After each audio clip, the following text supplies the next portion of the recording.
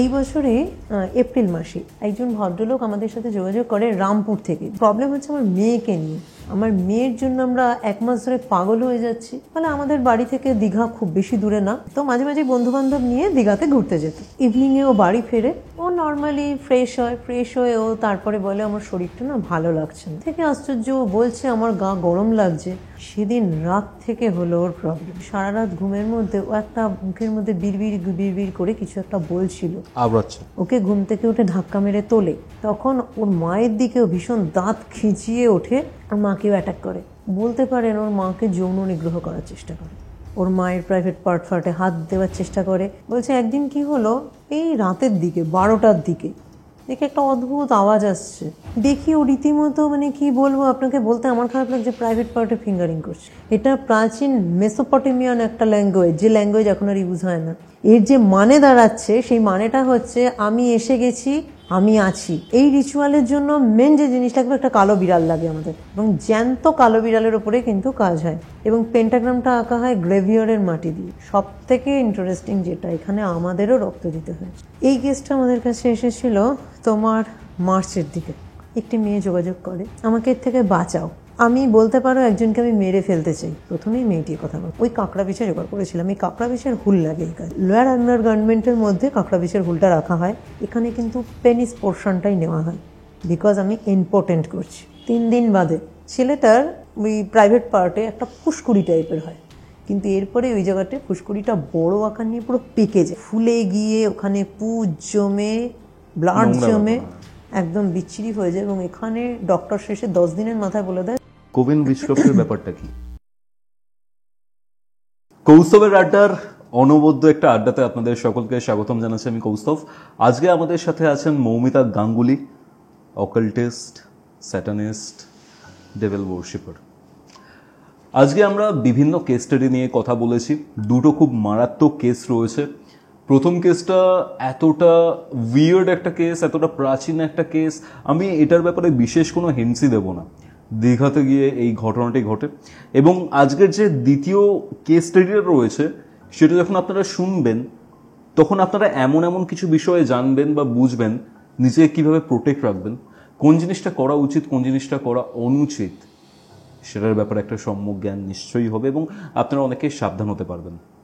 যাই হোক, আজকের আমি আড্ডাতে এগোচ্ছি, কিন্তু তার আগে মৌমিতা দি, তোমাদের নতুন কোভেন স্টার্ট হয়েছে, সেটার জন্য অনেক অনেক অনেক কংগ্রাচুলেশনস জানাই আমি তোমাকে। তোমাদের কোভেনের নাম হচ্ছে দ্য পেন্টাগার্লস। দ্য পেন্টাগার্লস। এখানে আমি একটু জানিয়ে রাখি, মৌমিতা দিদের নতুন কোভেন স্টার্ট হয়েছে। এটা আপনারা ধরতে পারেন অকাল্টার একটা ইউনিভার্সিটি, যেখানে বিভিন্ন স্পেল ক্যাস্টিং, সেটা ইজিপশিয়ান স্পেল হতে পারে, সেটা টার্কিশ স্পেল হতে পারে, ইভেন দেবী হেকার্টে তারও অনেক স্পেলস এখানে শেখানো হবে। এছাড়াও এখানে নিউমোলজি, যেটা খুবই ট্রেন্ডিং একটা সাবজেক্ট অকাল সায়েন্সের, যেটা নিজের লাইফকে অনেকটা বেটার করতে, অন্যের লাইফকে অনেকটা বেটার করতে ইউজ করা যেতে পারে। এছাড়া গ্রাফোলজি, বাস্তু, অকাল সায়েন্সের এরকম বিভিন্ন সেগমেন্ট নিয়ে মৌমিতাদির এই ইউনিভার্সিটি দ্য পেন্টাগার্লস, যেটাকে একটু উইচি ভাষাতে কোভেন বলে। আপনারা যারা যারা ইন্টারেস্টেড এই বিষয়গুলো সম্পর্কে জানতে এবং শিখতে, তারা ডেফিনেটলি আজকে এই ভিডিওর যে ডেসক্রিপশন বক্স রয়েছে সেখানে আমি নাম্বারটা প্রোভাইড করে দিচ্ছি, সেই নাম্বারে গিয়ে আপনারা যোগাযোগ করুন এবং জয়েন করুন দ্য পেন্টাগার্লস। এখানে একটা জিনিস আমি জানিয়ে রাখি, এটা কিন্তু স্ট্রিক্টলি ফর ওমেন ওর গার্লসদের জন্য বা মেয়েদের জন্য, তো শুধু মেয়েরাই জয়েন করতে পারবে। হ্যাঁ, ওকে। আর তোমাদেরকে আবারও কংগ্রেচুলেশন জানাচ্ছি। কিন্তু ঘটনায় যাওয়ার আগে আজকের এই এপিসোডটা আপনারা কোথা থেকে দেখছেন সেটা কিন্তু কমেন্ট করে জানাতে ভুলবেন না। এবং কৌস্তব কুমার ইউটিউব চ্যানেলে যদি আপনি নতুন হন, তাহলে অবশ্যই সাবস্ক্রাইব করে বেল নোটিফিকেশন অন রাখবেন। এবং আপনারাও যদি আমার সাথে এরকমই একটা আড্ডাতে বসতে চান, এরকম একটা পডকাস্টে আসতে চান, তাহলে আমাকে যোগাযোগ করুন আমার ইনস্টাগ্রামে এবং আমার ইমেল আইডিতে। দুটোরই লিঙ্ক ডেসক্রিপশন বক্সে দেওয়া রয়েছে এবং কমেন্ট সেকশনেও দেওয়া থাকবে। এবার আমি ডাইরেক্ট ঘটনাতে আসছি। হ্যালো মৌমিতা দি, ওয়ান্স অ্যাগেন ওয়েলকাম টু কৌস্তবের আড্ডা। এটা তোমার সাথে আমার 3rd এপিসোড। অ্যান্ড একটাই জিনিস, যেটা আমাদের অফ ক্যামেরাতে যখন কথা হচ্ছিল তখন তুমি খুব মারাত্মক একটা কেসের ব্যাপারে বললে, মানে যেটা আমি জানি না সম্প্রচার যখন আমি করব মানুষের কীরকম রেসপন্স হবে, কারণ এতটা প্যাথেটিক ঘটনা ফার্স্ট, এতটা মানে আমি একটাই টার্ম ইউজ করবো, নোংরা ঘটনাটা যে যার সাথে হয়েছে ব্যাপারটা সেটা এতটা নোংরা, ইভেন তার যে অ্যাকচুয়ালি বলা যায় আফটার এফেক্ট তাকে নোংরা সিচুয়েশনের দিকে নিয়ে গেছে, তার নেচারটাকে নোংরার দিকে নিয়ে গেছে। আর জিনিসটার মধ্যে একটা স্কেয়ারি অ্যাডভেঞ্চার রয়েছে, অবশ্যই। আর এই অ্যাডভেঞ্চারটা খুব প্রাচীন একটা অ্যাডভেঞ্চার, একদম অভিজ্ঞতা, একটা নতুন অভিজ্ঞতা। এরকম টাইপের কেস কিন্তু আমি কখনো শুনিনি। যাই হোক, আমি ঘটনাতে আসছি। দীঘাতে হয়েছিল তুমি বললে, দীঘার একটা হোটেলে, অ্যান্ড সেটা হয়তো মানে এই যেটার ইনিশিয়েশন ফ্যাক্টর সেটাই হয়তো অনেক দূরের, অনেক হাজার বছর পেছনের। যাই হোক, কি হয়েছিল আমি শুনতে চাই মমিতাদি, কি হয়েছিল?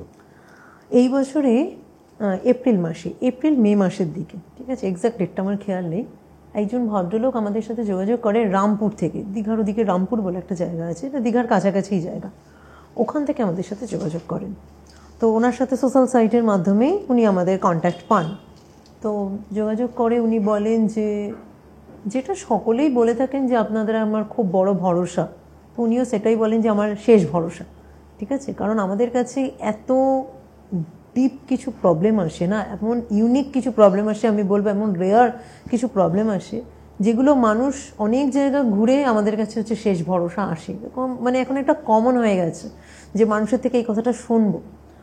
তো উনিও বলেন এটা যে শেষ ভরসা। তো আমরা বলি কী হয়েছে? বলছে প্রবলেম হচ্ছে আমার মেয়েকে নিয়ে, আমার মেয়ের জন্য আমরা 1 মাস ধরে পাগল হয়ে যাচ্ছি এই কারণে সব থেকে বড় কথা আমার মেয়ে 1 মাসে কোনো অ্যাবনর্মাল হয়ে গেল। কীরকম?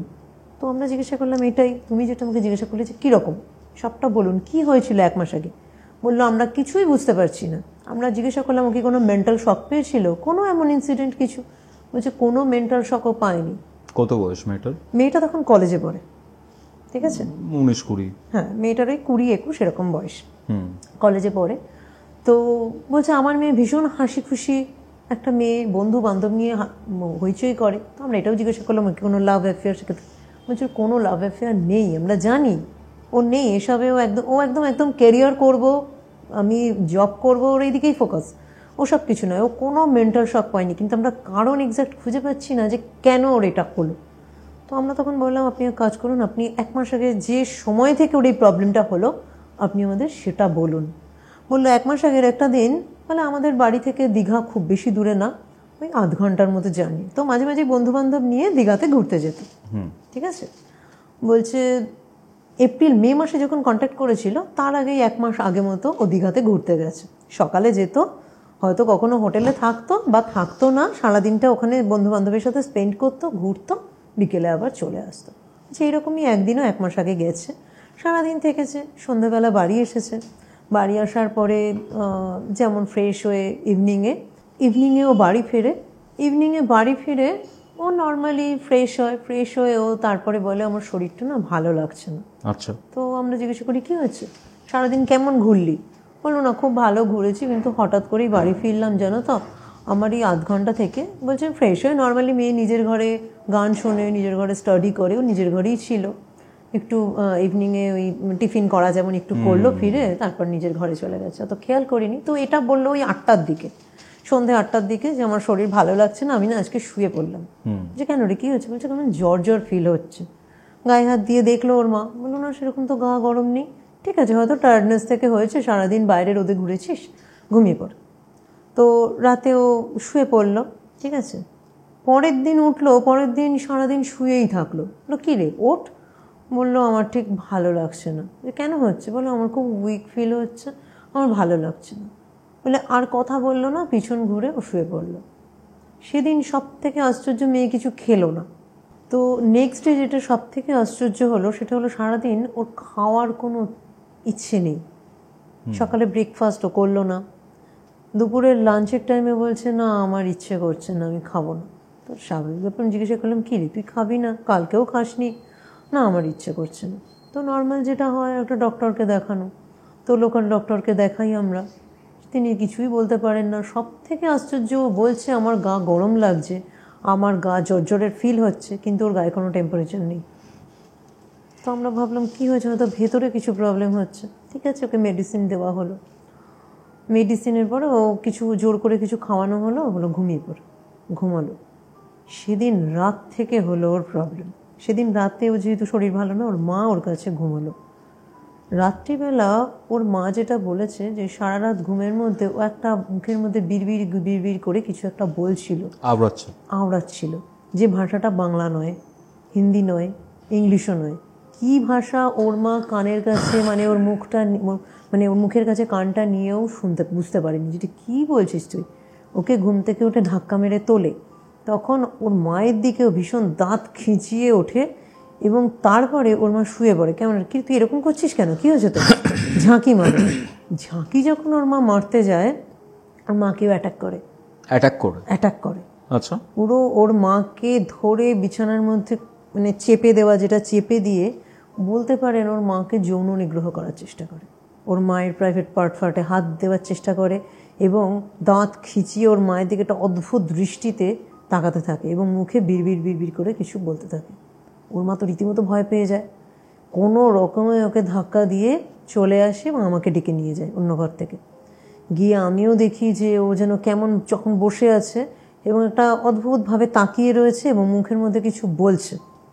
তো আমরা তখন জিনিসটা হলো কী হলো, তাহলে কি জ্বরের মধ্যে বিকার হচ্ছে? জোর করে ওকে ঘুম পাড়িয়ে দিলাম। বিকার হলে তো এরকমটা হওয়ার কথা, বিকার হলেও এরকম কথা নয়। বিকার হলেও তো সে ভুল বকে, এরকম না। বলে আমরা তখন ভেবেছি যে কী হচ্ছে, জ্বরের মধ্যে কি বিকার বকছে? তো ওকে জোর করে ঘুম পাড়িয়ে দিলাম। পরের দিন সকাল থেকে ও যেটা বলছে, এত ধোঁয়া কিসের, এত ধোঁয়া কেন? ধোঁয়া বলছে চারদিকে, মা ধোঁয়া দিয়েছে কেন? ধোঁয়া নামাও। খুব রেগে গিয়ে বলছে, ধোঁয়া নামাও, ধোঁয়া বন্ধ করো, মাকে উনুন ধরিয়েছে মা। বলছে তোর মা উনুন কোথায় ধরে? বলছে তো গ্যাসে রান্না হয়। বলছে ধোঁয়া কোথা থেকে এসছে? এত ধোঁয়া। বলছে কোথায় ধোঁয়া? কোনো ধোঁয়া নেই। বলছে না, ধোঁয়া রয়েছে। এই কথাটা কোনোভাবে বলেই ও পুরো ঝিমিয়ে পড়ে। বলছে এইভাবে ঝিমিয়ে পড়া দেখে, ওরকম দেখে আমার একটু কেমন অদ্ভুত লাগে। ডক্টর বলে দেখুন আমি বুঝতে পারছি না ওর কী হয়েছে, এটা কী হয়েছে। পাড়ার লোকজন যেটা হয় যে ভূতে লাগা বা কিছু স্পিরিট পজেস, এই ধরনের জিনিসগুলো তো আমরা এখন এই ওয়ার্ডগুলোর সাথে খুব পরিচিত।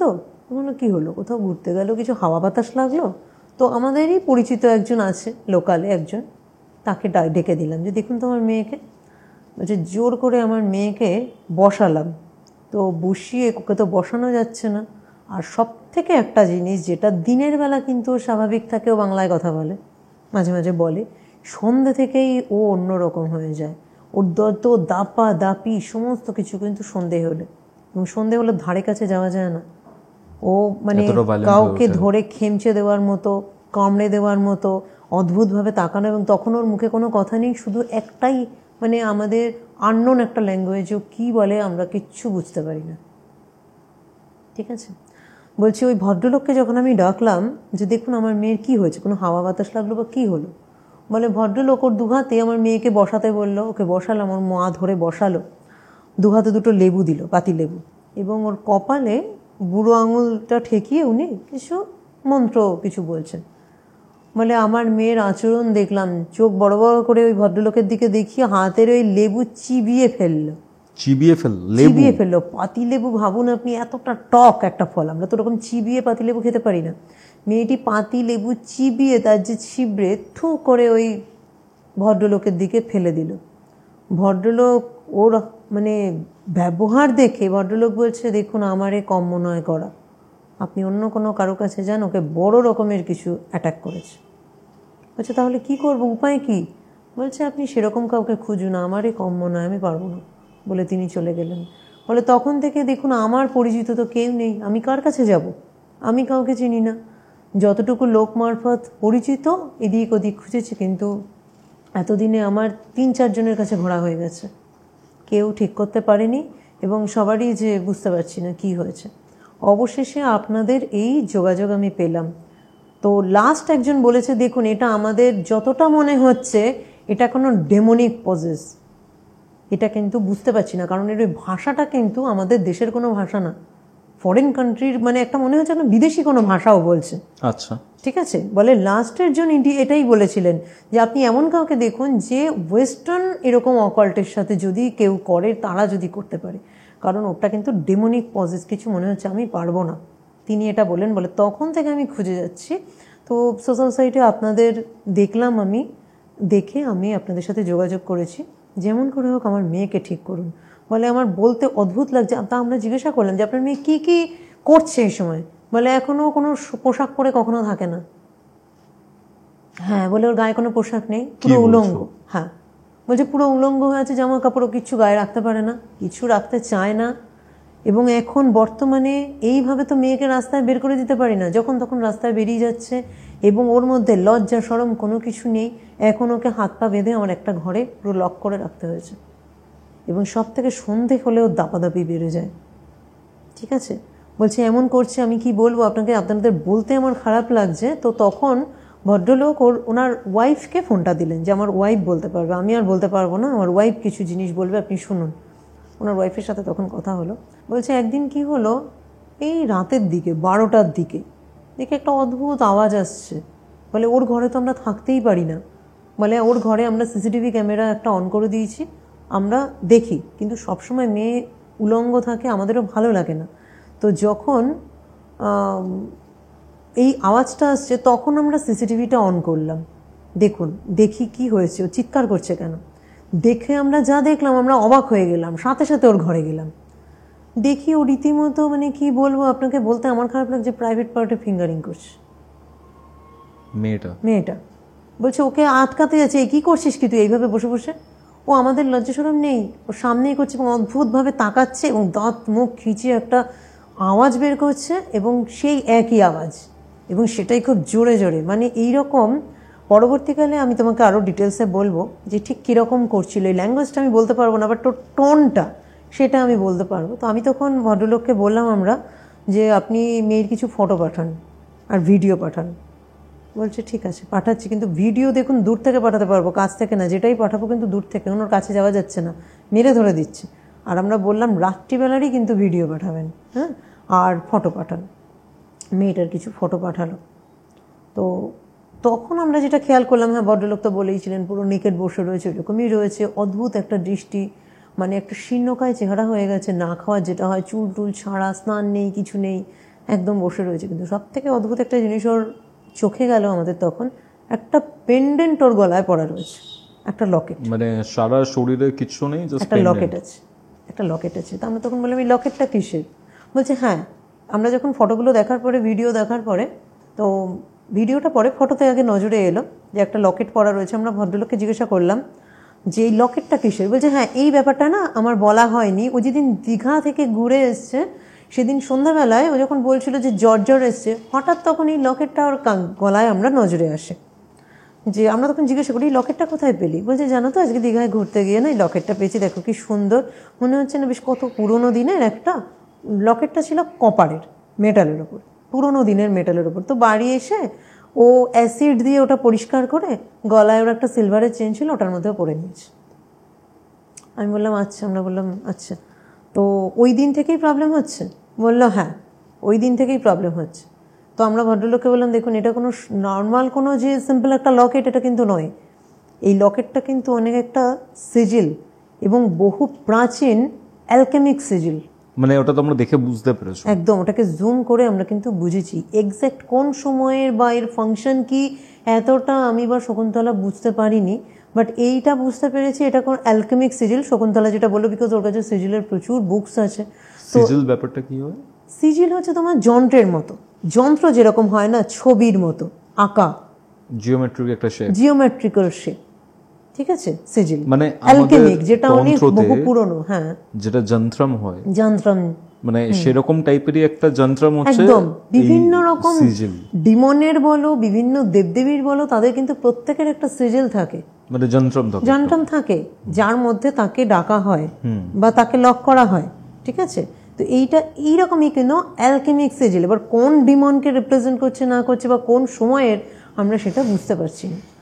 তো সাথে সাথে আমরা বললাম এই জিনিসটা কিন্তু আপনারা কি জানেন এটা কি বলছেন, আমরা জানি না, কি করে জানবো। আমরা বললাম এটা কিন্তু ঠিক নয়, এবং এই দিন থেকেই কিন্তু ওর এইটা প্রবলেমটা হচ্ছে। ভদ্রলোকের মাথায় হাত, যেন বাইরের প্রবলেম ঘরের মধ্যে ডেকে নিয়ে এসেছে মেয়ে এইরকম। সাথে সাথে বললাম ওইটা খুলে আপনি যেমনভাবে বলবো, তো ভদ্রলোকের পক্ষে কিছু মানে প্রবলেমও ছিল, কারণ এই সিজিলগুলো এমন হয় না, ডেমনিক সিজিল, যার মধ্যে ডিমনকে লক করা হবে। ওটা পড়েছে? হ্যাঁ, ওটা ও পড়ে ফেলেছে। ঠিক আছে, কোন ডিমন তার ডিটেলস আমরা তখনও জানি না। তো সেই সময়তে কি হলো, ভদ্রলোককে বললাম যে এখন আপনার মেয়েকে আপনি ওরকম রাখুন, ঠিক আছে, ওই সিজিলটা আপনারা কেউ যাবেন না ওটা খুলতে, কারণ ভদ্রলোক ওটা খুললে তার যে প্রোটেকশন ভদ্রলোকের কাছে নেই, ভদ্রলোককে পজেস করে দেবে, অ্যাটাক করে দেবে, একদম অ্যাটাক করে দেবে, হার্ম করে দেবে। তো ব্ল্যাক ম্যাজিকে সেটা পরবর্তীকালে আমরা জেনেছি, যেটা এরপরে কি হলো আমরা বুঝতে পারছি না। এবার কোনো কিছু ক্রিয়া করার আগে, রিচুয়াল করার আগে, প্রবলেম সলভ করার জন্য আগে তোমাদের জানতে হবে ডিটেলসটা।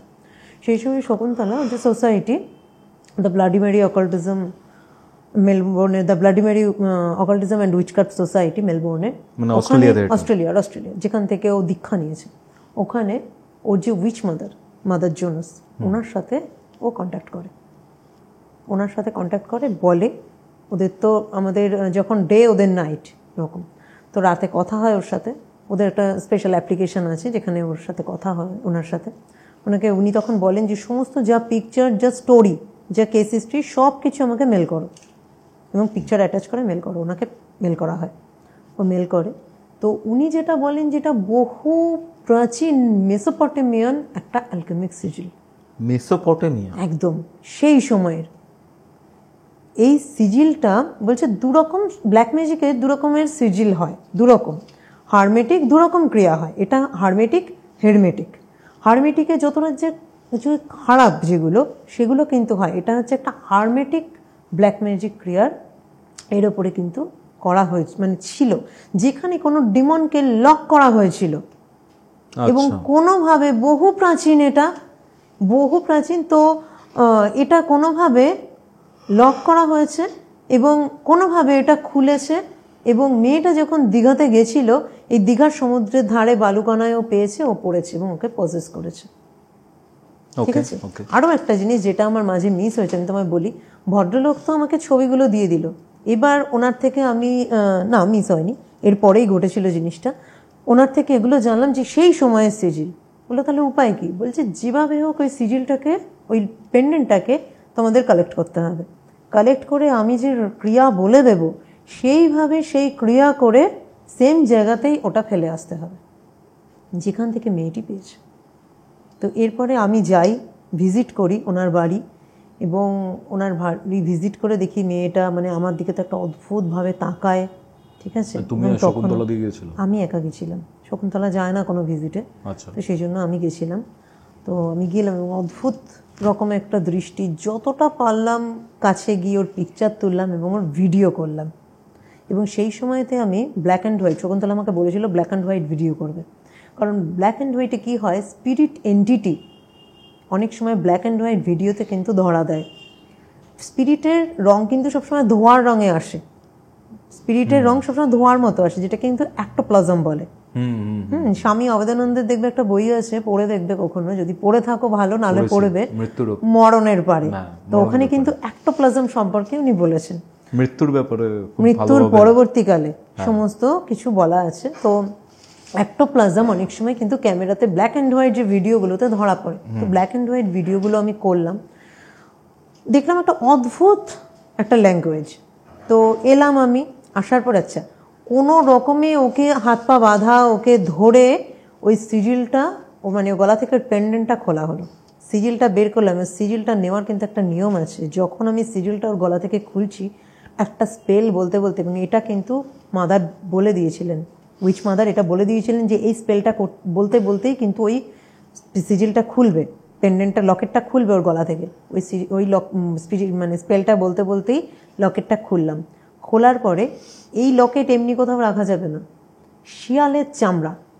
শিয়ালের চামড়ার মধ্যে এটা রাখতে হবে, এবং সাথে সাথে 4 ফোল্ড করে স্টিচ করে দিতে হবে ওখানে লক করা, যাতে আমাকে কোনো ক্ষতি করতে না পারে, কোনো হার্ম করতে না পারে। ওইভাবে এটা নিয়ে আসা হলো। এবং তারপরে উইচ মাদার বলে দিয়েছিলেন যে দেখবে ইজিপ্টে আনুবিস বলে একজন দেবী আছেন যাকে মানা হয় এবং যার ফেসটা কিন্তু জ্যাকেল ফেস, জ্যাকেল ফেস। এবং এই যে ক্রিয়াটা অনুবিস স্পেল উনি বলে দিয়েছিলেন যে এটা এই ক্রিয়া মাধ্যমেই করতে হবে, এবং বিভিন্ন মেসোপটেমিয়ান যে স্পেল আছে সেই স্পেল কিন্তু এইভাবেই, যেখানকার মানে মেসোপটেমিয়ান সেই প্রাচীন একটা সিজিল এবং সেই ক্রিয়া করে সেই ল্যাঙ্গুয়েজের ক্রিয়া করেই তোমাকে এর জিনিসটাকে লক করতে হবে। তো আমরা যেদিনকে রিচুয়াল হয়, এই রিচুয়ালটা হয় তোমার কালো বিড়াল লাগে এবং জ্যান্ত কালো বিড়াল। এই রিচুয়াল তোমরা এই রিচুয়ালগুলো কোথায় করো? আরও একটা আমরা রিচুয়ালগুলো করেছি তোমার শকুন্তলার বাড়িতেই হয় রিচুয়ালগুলো, কিন্তু সবসময় ঘরের ভেতরে নয়, বাইরে। এই রিচুয়াল কিন্তু ঘরের ভেতরে হবে না, নিজস্ব প্রপার্টির মধ্যেই, নিজস্ব প্রপার্টির মধ্যে। আরও একটা ল্যাঙ্গুয়েজ, ঠিক আছে, ল্যাঙ্গুয়েজ। আমি যে ভিডিওটা এনেছিলাম, ভিডিওটা আমরা ভিডিও টু অডিও করি। আচ্ছা, ভিডিও টু অডিও করার পরে তোমার ওটা ইভিপি, ঠিক আছে, ইভিপিতে দেওয়া হয়, ইলেকট্রনিক ভয়েস ফেনোমেনা। ওখানে জুম করে আমরা ল্যাঙ্গুয়েজটা নিজেরা বোঝার চেষ্টা করি যে কোনোভাবে আমরা বুঝতে পারি কিনা, বুঝি না। এবং এটা উইচ মাদার বলেন এটা প্রাচীন মেসোপটেমিয়ান একটা ল্যাঙ্গুয়েজ, যে ল্যাঙ্গুয়েজ এখন আর ইউজ হয় না। এর যে মানে দাঁড়াচ্ছে সেই মানেটা হচ্ছে আমি এসে গেছি, আমি আছি, আমি এসে গেছি, আমি আছি। তো উনি আমাদের বলেন যে এর যে মানে দাঁড়ায় I have come down, I come down মানে আমি এসে গেছি, আমি আছি। এবং আমি তোমাকে এখন বলছি, কি টোনে মেয়েটা বলছে, ধরো আমি এসে গেছি, আমি আছি, মানে ঠিক এইভাবেই ও ধরো একটা ওই রকম ল্যাঙ্গুয়েজে বলছে। ঠিক মনে হবে কি ওর ভয়েসটা বেরোচ্ছে না, অন্য একটা ভয়েস একদম আমি এসে গেছি, মানে দাঁত চেপে, মানে যেটা বললে আমি আছি, আমি এসে গেছি। কখনো ভয়েসটা একটু লাউডে হচ্ছে, ওকে যখন মানে চারদিকে কেউ ধরছে কিছু বলছে তখন খুব একটু লাউড হচ্ছে, নাহলে নর্মালি চুপচাপ বসে একই কথা কিন্তু ও বলে যাচ্ছে। কারণ আমি অনেকক্ষণ ভিডিও করেছি, যখন ও সবাইকে বলেছিলাম আপনারা চুপচাপ, ওকে কিছু বলবেন না, ও যেমনভাবে আছে থাকুক, দেখি ও কী করছে, নর্মালি ও কী করছে। তো এইভাবেই কিন্তু ওর ভয়েসটা এসছে। মানে আমি তোমার এই ল্যাঙ্গুয়েজটা বলতে পারবো না, আমি বাংলায় বললাম, ঠিক আছে। তো ওটা ছিল মানে প্রাচীন মেসোপটেমিয়ান একটা ল্যাঙ্গুয়েজ, যে ল্যাঙ্গুয়েজ এখন অবসোলেট। তো উনি এটা বললেন, উইচ মাদার ওনার বিশাল নলেজ এবং ওনার উইচক্রাফট এবং বিভিন্ন সিজিল, বিভিন্ন রিচুয়াল, বিভিন্ন দেশের প্রচুর নলেজ। উনি বললেন এটা প্রাচীন ওই সময়, তো ওই ক্রিয়া করেই তোমাদের এটা কাটাতে হবে এবং ওখানে গিয়ে ফেলে আসতে হবে। তো এই রিচুয়ালের জন্য মেন যে জিনিস লাগবে, একটা কালো বিড়াল লাগে আমাদের, এবং জ্যান্ত কালো বিড়ালের ওপরে কিন্তু কাজ হয়। যার এক কালো বিড়াল মানে একটা তার গায়ের পশমও সাদা হবে না, ঠিক আছে। তো প্রথমে পেন্টাগ্রাম আঁকা হয়, এবং পেন্টাগ্রামটা আঁকা হয় গ্রেভিয়ারের মাটি দিয়ে। আচ্ছা, পেন্টাগ্রাম আঁকা হয়, এবং উনি যে সিজিলের ওপর, মানে একটা স্পেশাল সিজিল আছে যেটাতে স্পিরিটকে লক করা হয়। আচ্ছা, এই যে সিজিলটা ছিল এটাতে কিন্তু স্পিরিট অ্যাক্টিভ হয়ে গেছে, ওকে, ঠিক আছে। কিন্তু আরও অন্য সিজিল আছে, মেসোপটেমিয়ান সিজিল, যেটাতে কিন্তু যেটার ওপরে ক্রিয়া করতে হবে এই স্পিরিটটাকে লক করতে হবে আমায়, ঠিক আছে। তো উনি সেরকম স্পেল আমাদের দিয়ে দিয়েছিলেন। তো এখানে হলো গ্রেভিয়ারের মাটি দিয়ে তোমার পেন্টাগ্রাম আঁকা হয়, ঠিক আছে। এই পেন্টাগ্রামের ওপরে একটা ওই সিজিল উনি পাঠিয়ে দিয়েছিলেন ফটো, আমরা সেগুলো প্রিন্ট আউট করে নিয়েছিলাম, ওই ফটো একটা রাখা হয়। তারপরে কালো বিড়ালটার হাত পা বাঁধা থাকে। এক্ষেত্রে ডিমনকে যে আমি লক করব, যাবে, দেখো একটা প্রাণ কিন্তু নেবে এবং জ্যান্ত প্রাণ নেবে। আচ্ছা, এই মেয়েটির প্রাণ নেওয়ার জন্য কিন্তু রয়েছে, একসময় কিন্তু মেয়েটার ডেথ হয়ে যাবে। তো ওই মেয়েটাকে বাঁচাতে গেলে এখানে বিড়ালকে কিন্তু আমার স্যাক্রিফাইস করতে হয়েছে, এবং আমি কাটবো না, ওই রকমই থাকবে। বিড়ালকে আমি নিজে কেটে স্যাক্রিফাইস করছি এটা নয়, বিড়াল জ্যান্তই থাকবে, হাত পাটা বাঁধা থাকবে। এবং তার উপরে ওই শিয়ালের চামড়ায় মোড়া যে সিজিলটা, লকেটটা, ওই লকেটটা রাখা হলো। তার উপরে হচ্ছে ডিমনকে লক করার জন্য, স্পিরিটকে লক করার জন্য যে ফটোটা আমি বললাম, যে সিজিলটা, সেই সিজিলের ফটোটা রাখা হলো। এরপরে স্পেল করা হলো, যে মেসোপটেমিয়ান স্পেল উনি দিয়েছিলেন। অনুবিসকে এখানে আমরা রিপ্রেজেন্ট করে কাজ করেছি, অনুবিসের স্পেল করেছি, সেই স্পেলগুলো কন্টিনিউ বলতে হয়েছে। এবং এরপরে কিন্তু এখানে রক্ত দিতে হয়েছে, আচ্ছা, আলাদা স্যাক্রিফাইস। ওটা মোরগ, আমরা স্যাক্রিফাইস যেরকম দেই, মোরগের রক্ত দিতে হয়েছে। সব থেকে ইন্টারেস্টিং যেটা, এখানে আমাদেরও রক্ত দিতে হয়েছে। কি বলছো? মানে এটা প্রসেস, রিচুয়ালেরই প্রসেস। কারণ তোমার উনি আর বলে শকুন্তলাদির দিয়েছিলেন রক্ত লেগেছে। দুজনের, আমরা দুজনে ছিলাম, তো আমাদের দুজনেরই দিতে হয়েছে। কারণ উইচ মাদার এটা বলেই দিয়েছিলেন তোমাদেরও কিন্তু এখানে তোমাদের নিজস্ব কিছু স্যাক্রিফাইস এখানে দিতে হবে। যে স্পিরিট ওই মেয়েটিকে অ্যাটাক করেছে ও কিন্তু কিছু নিয়ে যাবে, ওকে কিছু দিতে হবে। তো এরকম একটা বাটিতে করে ওখানে কিন্তু আমরা রক্ত দিয়েছি। কিভাবে রক্তটা দিলে? হাত থেকেই দিয়েছি। আমাদের স্পেশাল নাইফ আছে যেগুলোকে উইচি নাইফ বলা হয়, ওই নাইফ দিয়ে মানে একটা কাটোরা ব্লাড হবে এবং পরে ওই স্পেল করতে করতে ওই ব্লাডটা ওর ওপরে ঢালা মানে ওই হবে। 1-2 ফোঁটা রক্ত না না না, বোল হ্যাঁ রক্ত। ছোট এক বোল, দুজনের মিলে ধরো ওরকম হবে। পেইনফুল তো ব্যাপারটা খুব। হ্যাঁ একটু পেইনফুল তো অবশ্যই। আচ্ছা, ঠিক আছে। তারপরে ক্রিয়াটা হলো, ক্রিয়াটা সারা রাত ধরে সেদিন হয় এবং সেই দিনই সূর্য ওঠার আগে মানে ধরো 3:40-এর মধ্যে এই ক্রিয়া আমাদের কমপ্লিট করতে হবে। একটা স্টিলের বাক্সে করে পুরো বিড়াল সমেত, সিজিল সমেত, টোটাল বাক্সের মধ্যে একটা কালো কাপড়ে টোটাল সব ওই বিড়াল সমেত সিজিল ফটো সব মুড়ে একটা স্টিলের বাক্সে আমরা ভরি এবং পরদিনই আমরা দীঘা চলে গেছিলাম। দীঘাতে গিয়ে যতদূর যাওয়া যায় জলের মধ্যে গিয়ে দূরে আমাদের বলেছিলেন যে দূরে বাক্সটা যতদূর পারো তোমরা দূরে ফেলবে এবং পিছন ঘুরে ওখান থেকে রিটার্ন ব্যাক আসবে, তুমি কিন্তু আরও দিকে তাকাবে না। তোমরা চলে আসি। শকুন্তলা হোটেলে একটু ওয়েট করছিল, আমি ওনার বাড়িতে তখন যাই এবং মেয়েটিকে একটা প্রোটেকশন দেওয়া হয়েছিল যেটা শকুনের হাড় দিয়ে তৈরি, একটা স্ট্রং প্রোটেকশন মেয়েটাকে দেওয়া হয় যাতে ফার্দার এই প্রবলেমগুলো না আসে। কারণ ওকে এতটাই পজেস করেছিল, ওর জন্য খুব স্ট্রং প্রোটেকশন দরকার ছিল। ওর বাড়িতে যাই, তখন দেখি মেয়েটা ঘুমোচ্ছে। আশ্চর্য রকমভাবে ভদ্রলোক বলেন কাল 12টা থেকে হঠাৎ চুপ করে যায় এবং ঘুমিয়ে পড়ে এবং দেখুন এখনও ঘুমোচ্ছে। তো ওর বাবার কাছে দিয়ে এসেছিলাম ওই লকেটটা, যে ঘুম থেকে উঠলে এই সময়তে যে স্পেশাল সময় আছে আমাদের, সময়তে ওকে লকেটটা পরিয়ে দেবেন। মেয়েটা ওঠে, মেয়েটাকে পরিয়ে দেয়, আস্তে আস্তে ঠিক হয়। ওর যখন ঘুম ভাঙে তখন দেখছি ওর গা ভীষণ দুর্বল। ওর মাকে বলছে আমার খুব খিদে পেয়েছে, আমি খাইনি, খেতে দাও না, আমি খাবো। তখন একদম নর্মাল কথা। এবং তখন ওর মা বলে যে তুই কি করেছিস, তোর মনে আছে 1 মাস?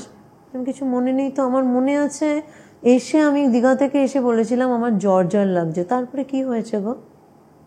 মেয়েটা সব ও তো ভাবছে যে আগের দিনেরই কথা, মেয়েটা ভাবছে আগের দিনের কথা।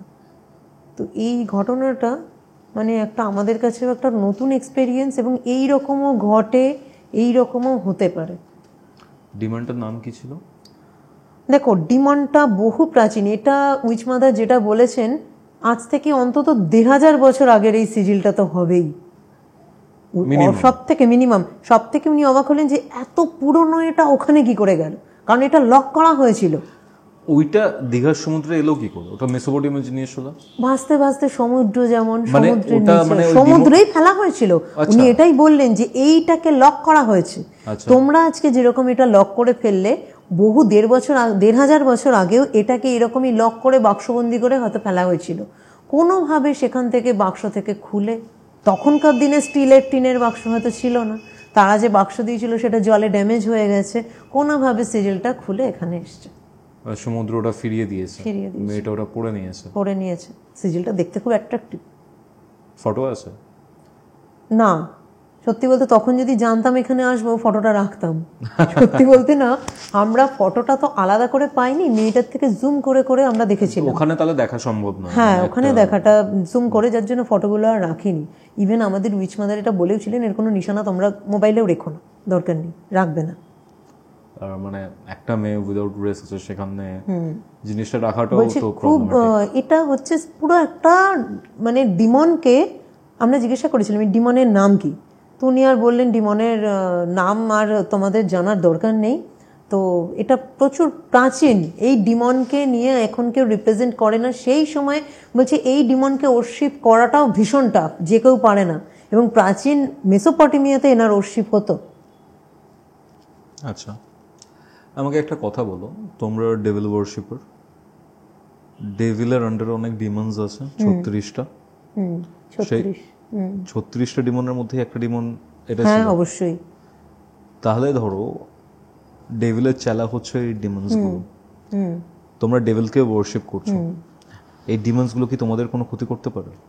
প্রোটেকশন যদি আমাদের কাছে না থাকে ক্ষতি করতে পারে, এবং তাকে লক করা, তাকে সে কিন্তু একটা অ্যাগ্রেসিভ, একটা নেগেটিভ ভাইব্রেশনে রয়েছে, মানে নেগেটিভ একটা অ্যাকশন কিন্তু সে দেখাচ্ছে, ঠিক আছে?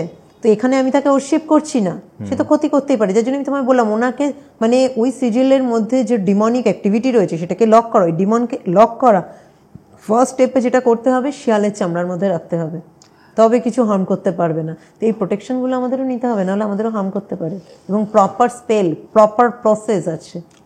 ডেভিলকে ওয়ার্শিপ করছো, লুসিফারকে ওয়ার্শিপ করছো, তিনিও তো একটা নেগেটিভ এন্টিটি, নেগেটিভ ধরে নিলাম, ডেভিল এন্টিটি। সেই নেগেটিভ এন্টিটি নিয়ে যখন তুমি তার উপাসনা করছো, পুজো করছো, তোমাদের নিজেদের উপর হার্ম আসতে পারে না? না, এনাকে তো আমি ওরশিপ করছি। হ্যাঁ, মানে ধরো ওয়ার্শিপ করছো, ধরো কেউ ওয়ার্শিপ করছেন না নাকে, তার ক্ষেত্রে তো হার্ম হতে পারে। তার ক্ষেত্রে তো, এই ক্ষেত্রে ডিমনটা তো সেটাই হয়েছে। ওই মেয়েটার ওটা গলায় পড়ার জিনিস তো ছিল না। ধরো লুসিফারেরও এরকম তো অনেক নিষিদ্ধ জিনিসপত্র থাকতে পারে, যেগুলো ধরো কেউ অজান্তেই পড়ে নিল। যেমন লুসিফারিয়ান ওরশিপের কথাই আমি বলি, যে কেউ যদি শুরু করে দেয় যে আমি ওরশিপ করব না, পারে না। অনেক রুলস আছে, অনেক রেস্ট্রিকশনস আছে, যেগুলো ফলো করতে হয় আমাদের। আর ধরো কোনো ছেলে যদি লুসিফার ওয়ার্শিপ করে, সেটা কি পসিবল? করে কেউ? দেখো, উইচক্রাফট যদি বলো স্পেশালি মেয়েদের জন্য, উইচক্রাফট মেয়েদের সাথে, উইচক্রাফটে ধরাতে আসছে না, লুসিফারকে ওয়ার্শিপ করার ব্যাপারটা, শয়তানকে পুজো করার যে ব্যাপারটা, সেটা কি কোনো ছেলেও করতে পারে বা করে? প্রপারলি যদি কেউ ফলো করতে চায়, দেখো ওরশিপ করার জন্য আমি বলবো অনেক রেস্ট্রিকশনস আছে, তার লাইফ না, আমি সেটা বলছি, ধারা পুরো অন্যরকম করতে হবে। মানে করে কি, মানে জানো? হ্যাঁ, ফরেন কান্ট্রিতে আছে তো করে, সেটানকে ওরশিপ করে, এবং তাদেরও কিন্তু মেয়েদের মতোই, তারা কোনো নারী সঙ্গে যায় না, তাদের লাইফ কিন্তু অনেক স্ট্রিক্ট লাইফ সেরকমই, এবং অনেক স্যাক্রিফাইস করে। তুমি দেখবেও সাইটে তুমি দেখতে পাবে এরকম কিন্তু আছে, যারা স্যাটানিক মেল যারা আছেন না, ওনারা নিজেদের বডিতে পেন করে স্যাক্রিফাইস করে, নিজেদের ব্লাড দিয়ে স্যাক্রিফাইস করে। এই যে ধরো অনেক ফিমেল আছেন, মানে সারা পৃথিবীতেই হয়তো আছে, তোমরা ইন্ডিয়াতে রয়েছো, তোমাকেই জিজ্ঞেস করছি, তুমি বললে যে এরা পুরুষ সঙ্গে যেতে পারে না, মেয়েরা, মানে এটা কন্ট্রোভার্সিয়াল হতে পারে কোয়েশ্চেনটা, তো মেয়েরা কি মেয়েদের সাথে ইন্টারাকশনে যেতে পারে, ফিজিক্যাল ইন্টারাকশন বলো বা যাই বলো? যেতে পারে, কিন্তু সেখানে একই পথের সেই মেয়েটিকে হতে হবে, সেই মেয়েটিও কোনো পুরুষ সঙ্গ করবে না, এবং মেয়েটিকেও একই পথের হতে হবে, যে কোনো কেউ নয়। আর তার সাথেই সে শারীরিক মানে সঙ্গম করতে পারবে সেই মেয়েটির সাথে। এখানে জিনিসটা না স্পিরিচুয়াল, ডেফিনেটলি এখানে এনজয়মেন্টের ব্যাপারটা নয়। কিন্তু তোমাকে যেমন এর আগে একটা পডকাস্টে আমি বলেছিলাম, সেক্স মানে কি ঊর্জা, আমাদের বডির এনার্জি, আমাদের হিট। তো এখানে যে ঊর্জাটা, সেই ঊর্জাটা কিন্তু আমরা সেই ঊর্জাটাকে নিয়ে এনজয়মেন্টের জন্য নয়, আমাদের কাছে আমাদের ঊর্জাটা হচ্ছে স্পিরিচুয়াল গ্রোথের জন্য। আমরা আমাদের স্পিরিচুয়াল ওয়ার্কেই আমাদের ঊর্জাটাকে কাজে লাগাবো। এক্ষেত্রে যে সেক্সটা, সেটা সম্পূর্ণ অন্যরকম সেক্স, যেখানে আমরা আমাদের আরাধ্যকে সামনে রেখেই করি, ঠিক আছে? যদি এইরকম বলো যে কোনো মেয়ের সাথে কোনো মেয়ে চলে গেল কোনো হোটেলে, না, ওটা পারে না।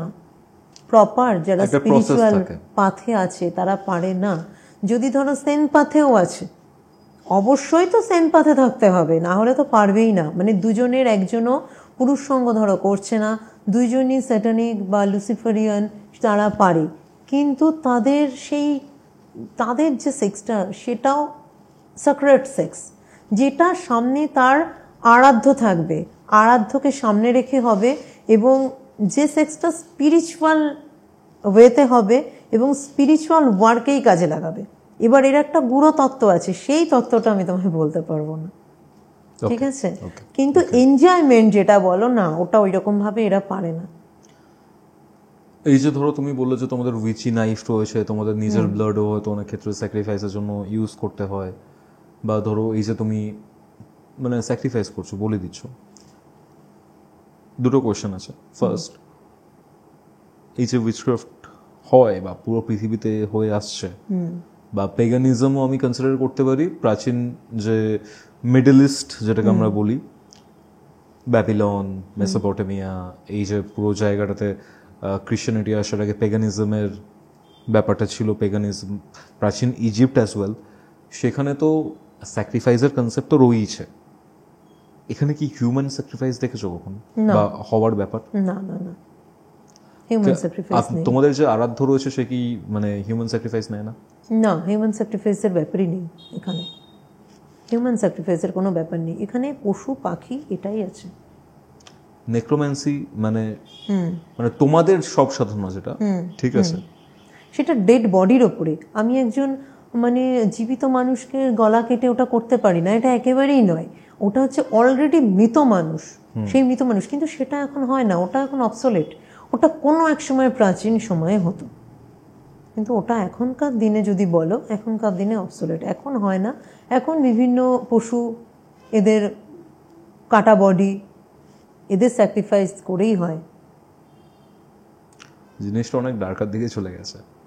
সিজিল ব্যাপারটা কি? তুমি বললে যন্ত্র, এবারে প্রত্যেকেরই এক একটা সিজিল থাকে। তুমি দেবদেবীর ক্ষেত্রে আমাদের বলো, বা আমাদের ডিমনের ক্ষেত্রে বলো, ডেভিলের ক্ষেত্রে বলো, প্রত্যেকের আচ্ছা তার এনার্জিটা, তাকে যে অর্শিপ করবে, তো তার একটা সিজিল থাকে। তুমি তার মূর্তি নেই, তার সিজিলে তুমি তাকে অর্শিপ করতে পারো, তাকে অ্যাক্টিভ করতে পারো, তার এনার্জিকে আনতে পারো। ধরো আমি জাস্ট জিজ্ঞেস করছি, এই যে উইচ মাদার অস্ট্রেলিয়ার মেলবোর্ন, তিনি তো হয়তো মানে জন্মেছেন সেটানিক, কিন্তু জন্মেছেন অ্যাজ পার ক্রিশ্চিয়ানিটি, খ্রিস্টান পরিবারেই জন্মেছেন। সেখানে ডেভিলকে তো খুব ভালো চোখে দেখা হয় না, আর তার মানে তাদের ফ্যামিলির কেউ যে ডেভিল ওয়ার্শিপ করবে, সেই জিনিসটা হয়তো একটা প্রপার ক্রিশ্চিয়ান ফ্যামিলি মেনে নেবে না, যারা খুব অর্থোডক্স, যারা খুব বেশি গোঁড়া এই ব্যাপারটাতে। তাহলে এই ফিল্ডে কিভাবে এলেন তিনি? ঠিক আমাদের সাথে যেরকম হয়েছে, আমাদের ফ্যামিলিও যদি বলো, আমার এবং শকুন্তলা, আমাদের বাড়িতে কিন্তু পুজো হয়। হিন্দু ফ্যামিলি, হিন্দু ফ্যামিলি আমরা, আমাদের বাড়িতে কিন্তু প্রত্যেকটা পূর্ণিমা যায়, আমাদের বাড়িতে পুজো হয়। মহাদেবের পুজো হয়, মা লক্ষ্মীর পুজো হয়, শকুন্তলার বাড়িতে সাই বাবারও পুজো হয়, আমার বাড়িতে কৃষ্ণেরও পুজো হয়, আমার মা পুজো করেন। তোমার সাথে তাদের কোনো অসুবিধা নেই? না, অসুবিধা মানে নেই। তোমার দিক থেকে অসুবিধা নেই যে পুজো করছে তোমার বাবা মাকে, তুমি বলছো কোনো না যে অসুবিধা নেই, একদম নয়, একদম নয়। থিওরিটা আলাদা। দেখো, ডেভিল, তুমি যাকে, আমি আবারও একটা কথা বলবো, ডেভিল তুমি বলছো ওয়েস্টার্ন কালচার ওয়াইজ তুমি তাকে ডেভিল বলছো, বাট আমি ইন্ডিয়াতে আসি, সেই শুক্রাচার্য, তার উপরে আমাদের লাইফ ডিপেন্ড করছে। আমার লাইফে কিছুক্ষণ আগে তুমি বলছিলে আইফোন, আইফোন কে দিতে পারে, আইফোন কে কিনতে পারে? যার একটা হিউজ ইনকাম আছে। ইনকাম কে দেয়, লাক্সারি কে দেয়, গ্ল্যামার কে দেয়? আমরা এটা চাই, ওটা চাই, সেটা চাই, বাড়ি চাই, কার চাই। কিছুক্ষণ আগে তোমার সাথে কথা হচ্ছিল, সেডেন কার কে দেবে? ভেনাস দেবে। ভেনাস কে? দৈত্যগুরু শুক্রাচার্য। দৈত্যগুরু শুক্রাচার্য আমাদের ইন্ডিয়াতে জানি, ইউরোপের লুসিফার, সেটান। তো আমাদের ফ্যামিলি, আমরা খুব ব্লেসড, এই যে কনসেপ্টটা আমাদের ফ্যামিলির ক্লিয়ার। তো আমার মা এটাই জানেন, দৈত্যগুরু শুক্রাচার্যের আমি পুজো করি, উনি লুসিফার, কোনো অসুবিধা নেই। প্রাচীন ইজিপ্টেও কি এটার কনসেপ্ট আছে, মানে লুসিফার বা ডেভিলের? দেখো, লুসিফারের ওখানে যে স্টোরিটা দেখানো হয়েছে, যে ইডেন গার্ডেন ছিল, ইনসফ যিনি সান, ইডেন গার্ডেনকে তৈরি করেন, আদম ইভকে ওখানে তৈরি করেন। মানে ইজিপশিয়ান কালচারও কি আদম ইভের ব্যাপারটা রয়েছে নাকি? এটা ওয়েস্টার্নে আছে অ্যাকচুয়ালি। উইচক্রাফটটা হচ্ছে ইউরোপিয়ান, হ্যাঁ ডেফিনেটলি। উইকান হচ্ছে আমেরিকার, অস্ট্রেলিয়া, ইউরোপ, এখানকার কিন্তু উইচক্রাফট কনসেপ্ট। হ্যাঁ, আমি প্রাচীন ইজিপ্টের ব্যাপারটা জিজ্ঞেস করছি। না, ইজিপ্ট না, আমি বলছি ইউরোপের ব্যাপারটা কিন্তু এটা না, ইজিপ্টেও কি এই ধরো লুসিফার বা শয়তান বা ডেভিল হোয়াটএভার, আমি শয়তান বললে তুমি একটু রেগে যাও, বুঝতে পারি, বাট প্রাচীন ইজিপ্টেও কি এই ডেভিলের কনসেপ্ট আছে? হ্যাঁ হ্যাঁ হ্যাঁ, ডেভিল কনসেপ্ট তো আছে। সেখানেও কি তুমি কোনোভাবে এই লাইফ, লাক্সারি, শুক্রর সাথে কানেক্ট পাও? অবশ্যই। লুসিফারও কি দেন, আমি যদি লুসিফারকেও দেখি, লুসিফারেও লাক্সারি দেন। এবং আরেকটা জিনিস আমি তোমায় যেটা বলেছিলাম, যে 7 ডেডলি সিন, আমাদের কিন্তু 7 ডেডলি সিন বলে কিছু নেই উইচক্রাফটে। আচ্ছা, হ্যাঁ, আমাদের লাক্সারি, কামনা, বাসনা, এগুলো লাইফে থাকবে, ম্যাটেরিয়ালিস্টিক লাইফে এগুলো থাকবে। এগুলো নিয়ে কিন্তু আমাদের কোনো মানে 7 ডেডলি সিনকে কিন্তু আমাদের ধরা হয় না সিন হিসেবে। ধরো 7 ডেডলি সিনস কোনগুলো তুমি যদি একটু বলো অডিয়েন্সকে। 7 ডেডলি সিন, লাস্টিংকে 7 ডেডলি সিন বলা হয়। আমি বাংলাতে বলছি, অতিরিক্ত ভোগ, যে কোনো ভোগ, কামনা, বাসনা, হিংসা, দেশ, রাগ, লোভ, মানে খাবার প্রতি লোভ, গ্লুটনি, যে কোনো লোভ, কামনা, বাসনা, হিংসা, দেশ, এবং কাউকে অ্যাট্রাক্ট করা, আকর্ষণ তৈরি করা, এই জিনিসগুলো কিন্তু 7 ডেডলি সিনের মধ্যেই পড়ে। কিন্তু আজকের দিনে দাঁড়িয়ে আমি তোমায় বলবো, তুমি এগুলো থেকে কি পৃথক? হয়তো পৃথক নই, কিন্তু ধরো অতিরিক্ত খাবার, যেটাকে গ্লুটেনি বলে 7 ডেডলি সিনস, একদম একদম মানে লাস্ট, যেটা এখানে কিন্তু লাস্ট কাম। এখানে দেখো, আমরা প্রত্যেকে খেতে ভালোবাসি। মিত আহার কোনটাকে বলা হয়? একদম কম, যতটুকু আমার শরীরের প্রয়োজন আমি ততটুকুই খাবো, এরপরে গেলেই কিন্তু গ্লুটনি হয়ে যাচ্ছে। তো আমরা কি সেটা করি আজকের দিনে দাঁড়িয়ে? বলো তো, কোনো অনেকেই তো ওভারইট করে। তাহলে আজকে আমরা এর বাইরে নেই। এবং লুসিফারিজম যেটা শেখায় সেটা হচ্ছে তোমাকে প্র্যাকটিক্যাল লাইফে শেখাবে। তোমার ওই ভাব বাচ্চার ব্যাপার নেই, প্র্যাকটিক্যাল যেটা ঘটে সেটা প্র্যাকটিক্যাল থিওরি। তুমি লাইফে চাও না নাম যশ প্রতিপত্তি, তোমাকে সবাই জানুক, আরো আর্ন করো, আরো এগো, সবাই চায়। কিন্তু এটা কি লুসিফার শিখিয়েছেন ভয়েস রেজ করতে, তোমাকে প্রোটেস্ট করতে হবে। তুমি যদি চুপ থাকো কোথাও, তুমি কিন্তু সেখানে কিছু করতে পারবে না।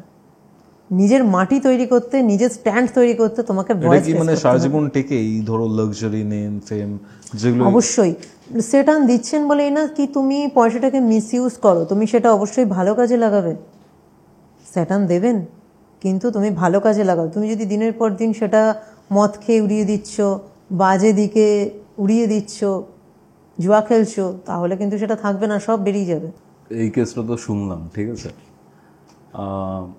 খুবই উইয়ার্ড, খুবই প্যাথেটিক একটা ফিলিংস আসছে মেয়েটার কথা ভেবে।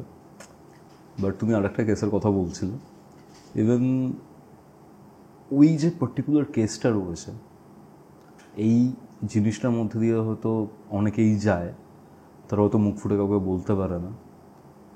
তো সেটা আমি জানতে চাই। এই কেসটা আমাদের কাছে এসেছিল তোমার মার্চের দিকে এই বছর। একটি মেয়ে যোগাযোগ করে, মেয়েটি তখন পুরোপুরি ডিপ্রেশনের মধ্যে রয়েছে। তো মেয়েটিকে দেখেই মনে হচ্ছে মেয়েটা খুব অসুস্থ হয়ে রয়েছে।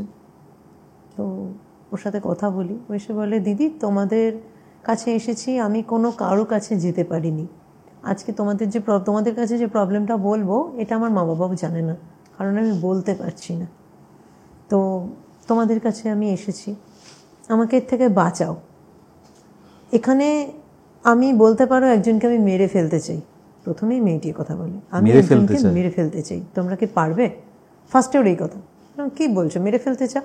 বলছে আমি যদি একজনকে না মারি তাহলে আমাকে মরে যেতে হবে, এবং আমি শুধু মরে যাব না, এরপরে আমার পরে হয়তো আরও অনেক মেয়ে মরে যাবে। কীরকম? বলছে প্রথম থেকে আমি তাহলে তোমাকে বলি, আজ থেকে 1 বছর আগে আমার একটি ছেলের সাথে পরিচয় হয়। ছেলেটি টেন্ডার ফেলার কাজ করত, বিভিন্ন গভর্নমেন্ট টেন্ডার যারা নেয় টেন্ডার ফেলতো, খুব ভালো কথা। বলছে ওর সাথে পরিচয় 2-3 মাস আমরা এমনি ডেটিং করি, তারপরেও আমাকে বাড়িতে নিয়ে যায়। তো যখনই ও বাড়িতে আমাকে নিয়ে গেল, স্বাভাবিক আমার একটা ভরসার জায়গা তৈরি হলো যে ছেলেটি বাড়িতে মা বাবার সাথে পরিচয় করাচ্ছে, তার মানে ও খুব সিরিয়াস, কমিটেড। আমার সাথে শুধু ফেক কমিট করছে এরকম নয়, ও কমিটেড এবং লয়াল। ওর মা বাবাও আমাকে বলে যে হ্যাঁ তোমাকে খুব পছন্দ হয়েছে, আমরা বিয়ে দেবো আমার ছেলের সাথে তোমার। 1 বছর ছেলে একটু দাঁড়িয়ে নিক, আর একটু এস্টাবলিশড হোক, 1 বছর বাদে বিয়ে দেবো। তো মেয়েটি তখন বলে, দিদি আমাকে এখন দেখতে যেমন দেখছো, 6 মাস আগেরও পিকচার যদি আমি তোমাকে দেখাই, আমাকে দেখতে এরকম নয়। তো মেয়েটি পিকচার পাঠিয়েছিল, খুব সুন্দর দেখতে মেয়েটা, কিন্তু তখন যেটা এসছে দুটো মেয়েকে চেনা যাচ্ছে না। বলছে এটা আমার 6 মাস আগের পিকচার। বলছে কী এমন হলো তোমার সাথে যে তোমার চেহারায় এতটা পরিবর্তন, চোখের নিচে একদম ডার্ক সার্কেল পড়ে গেছে, গাল ভেঙে গেছে, গায়ের রং একদম পেল হয়ে গেছে। তো বলছে আমি তোমাকে বলছি। তখন বলে ওর সাথে পরিচয় হয়, টেন্ডার ফেলার কাজ করে, খুব ভালো কথা, বিজনেস হচ্ছে, ওর বিজনেস চলতে থাকে। হঠাৎ এইটা 6 মাস আগের ঘটনা, মানে রিলেশনশিপের 6 মাস, রিলেশনশিপে 3 মাস বাদে ও মা বাবার সাথে দেখা করিয়েছে, তখন থেকে মা বাবার সাথে একটা যোগাযোগ শুরু হয়, এর আরও 3 মাস বাদের এটা ঘটনা। একদিন আমাকে বলে যে তুমি আমার বিজনেসে পার্টনার হবে। আমি টেন্ডারের কিছু কাজই জানি না, আমি কি বিজনেসে পার্টনার হব? বলছে না, তোমার মধ্যে খুব স্মার্টনেস আছে, তুমি কাউকে খুব সুন্দর কথা বলতে পারো, তুমি খুব কনভিন্স করাতে পারো, তো তুমি যদি আমার সাথে কাজ করো, দেখো আমাদের টেন্ডারের জন্য তো বিভিন্ন গভর্নমেন্ট অফিসিয়ালের সাথে আমাদের কথা বলতে হয়, কখনো যেতে হয়, তো তুমি এরকম আমার সাথে যাবে, বা আমি হয়তো কখনো পারছি না, কোথাও অন্য কাজে ব্যস্ত রয়েছি, তো কখনো হয় মিস হবে না, আমরা দুজন একসাথে কাজ করব, আমাকে বোঝায়, এবং এর একটা শেয়ার আমি তোমাকে দেব। তো আমি ভাবলাম ঠিক আছে, আমার বয়ফ্রেন্ডের সাথে কাজ করব, ভবিষ্যতে আমার হাজব্যান্ড হবে, একসাথে কাজ করা যায়, অসুবিধা নেই। আমি রাজি হলাম, বললো ঠিক আছে, তাহলে ফার্স্ট একটা আমি তোমাকে ডিল দেব, একজন এর বাড়িতে যেতে হবে, একজন গভর্নমেন্ট অফিসার, তার বাড়িতে যেতে হবে, এবং টেন্ডারটা তোমার কিন্তু কনভিন্স করে নিয়ে আসতে হবে, পারবে তো? বললো ঠিক আছে, আমার কথা বলতে হবে তো, আর তো কিছু না। বলছে না, কথা বলবে আর কি। তখন মেয়েটা যায়, মেয়েটাকে টাইমিং দিয়েছিল একটু সন্ধ্যের দিকে, তো বলে সন্ধ্যের দিকে কেন টাইমিং দিল বলো তো? বলছে না, উনি বিজি থাকবেন সন্ধ্যের দিকে। বলছে উইকেন্ডে ওর থেকে দিতে পারতো। বলছে না, হলিডের দিনে কী দেবে, সন্ধ্যের দিকে যাও, ওই 6-6:30 এরকম। মেয়েটি গেছে, মেয়েটি বলেছিল তুমিও চলো আমার সাথে। বললো না, আমি যাবো না, তুমিই যাও, একটা কাজে দুজন ইনভলভমেন্ট, আমি তো এর কেস ফাইল পুরো দিয়ে দিয়েছি, মানে এর আগে ওনার সাথে আমার কী কথা হয়েছে না হয়েছে, তো আমি তো ডিটেলস দিয়েই দিয়েছি, তো তুমি একাই যাও। তো মেয়েটি একাই যায়, ডোরবেল বাজায়, কেউ একজন ইয়ে করে, দরজা ওপেন করে, ভিতরে যায়, ওকে বসতে বলে। এরপরে ওকে বলে যে বিশ্বে দেখেছে একটা ফ্ল্যাট এরকম, প্রথমে বসতে বলে, তারপর ওকে একটা রুমের দিকে দেখিয়ে দেয়, মানে একটু ভেতর দিকে কার্টেন দেওয়া ছিল, বলে ওইদিকে উনি আছেন, কথা বলুন কি। তখনও দেখে যে উনি ড্রিঙ্ক করছেন বসে বসে। এবার ওর দেখে জিনিসটা খুব একটা আনইজি ফিল হয় যে আমি কার সাথে কথা বলবো, উনি ড্রিঙ্ক করছেন, আমি একটা মেয়ে, এখানে কি কথা বলবো। ওর সাথে সাথে বলে যে আমাকে একটু টাইম দিন, আপনি বোধহয় ড্রিঙ্ক করছেন। বলছে না না, তুমি বসো, অসুবিধে নেই, একটু তখন কিন্তু একটু নেশার ঘোরে মতো কথা বলে, এবং নন বেঙ্গলি ছিল ভদ্রলোক। তো তুমি বসো, অসুবিধে নেই, আমি কথা বলবো। বলছি ঠিক আছে, আমি জাস্ট একটা ফোন করে নিই। বললো ওর বয়ফ্রেন্ডকে ফোন করে, তুমি যেখানে পাঠালে এখানে কি উনি তো ড্রিঙ্ক করছেন। বললো অসুবিধা নেই, তুমি কথা বলে নাও, কথা বলে এসো, আমি কিন্তু এটা সাকসেস চাই। তো কথা বলছে, ওকে যে ফাইল দিয়েছিল, ওদের যা এজেন্ডা রয়েছে, যা কাজ করবে, সব কিছু বলছে। লোকটা অপোজিটে বসেছিল, বসতে বসতে ওর পাশে এসে বসে। মেয়েটার তখন একটু কেমন লাগে, একটু সরে যায়, তারপরে ওকে তখন কাঁধটা পুরো ধরে এবং বলে তুমি সরে যাচ্ছ কেন? বলছে আপনি এরকম, একদম তাই, বলছে আপনি এরকম করছেন কেন, আপনি ঠিক করে বসুন, আপনি কি করছেন। বলে মেয়েটা উঠে দাঁড়ায়, তখনই এক ঝটকার হাতটা পুরো টেনে ওকে বসিয়ে দেয়। বসিয়ে দেয় মানে বলতে গেলে কিছুটা নিজের দিকে টেনে নেয় ওই লোক, ভদ্রলোক। তখন বলছে আপনি কী করছেন এগুলো? বলছে আমি কি করছি, তোমার বয়ফ্রেন্ড কি জানো কী জন্য আমার কাছে পাঠিয়েছে?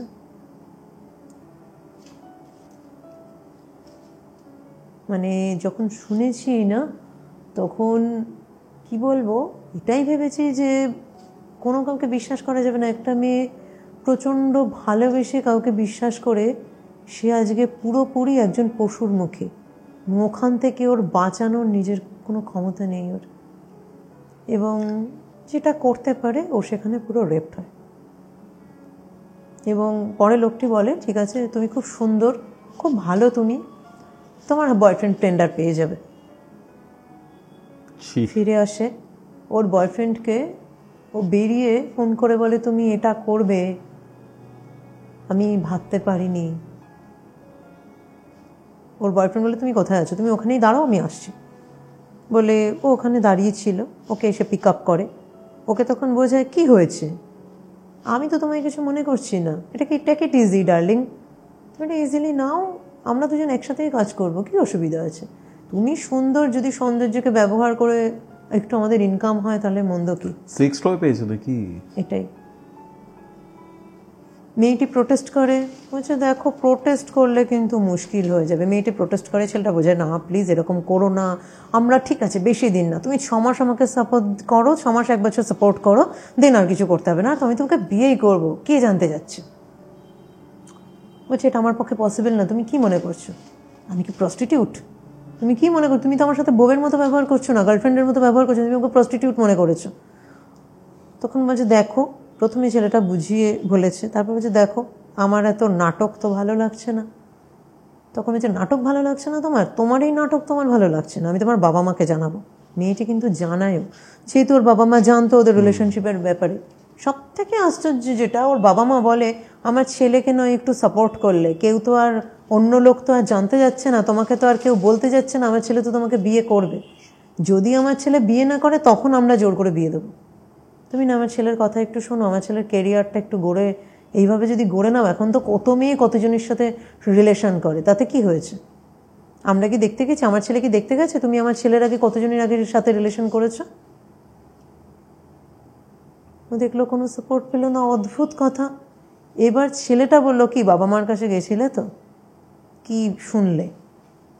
তো রাজি হয়ে যাও। ও বলে সম্ভব না আমার পক্ষে, এবার আমি আমার বাবা মাকে জানাবো।